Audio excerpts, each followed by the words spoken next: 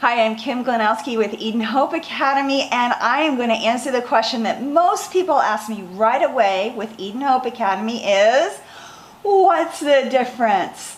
And what they really mean is, what is the difference between Eden Hope Academy and many Christian homeschool co-ops that are classical?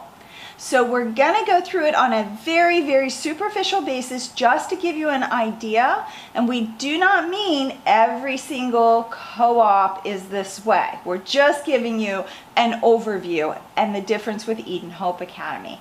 So with most classical Christian co-ops, you are going from the 300 BC's model of education that was designed by Socrates, Plato, Aristotle, those types of great minds and great thinkers. But this was 300 years before Jesus, so it was not a Christian program, not a Christian thought process.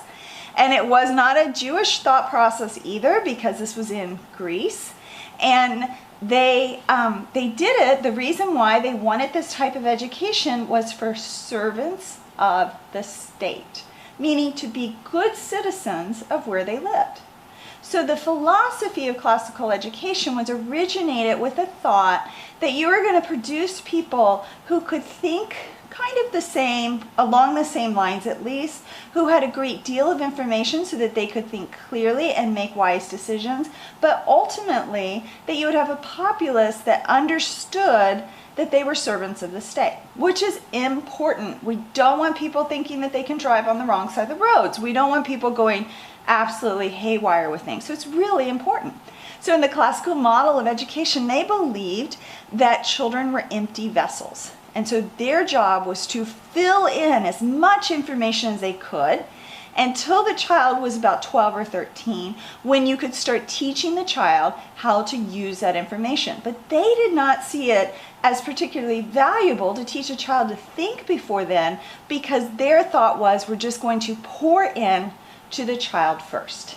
Now, let's talk about what Eden Hope Academy does with more of a modified Hebraic approach to education.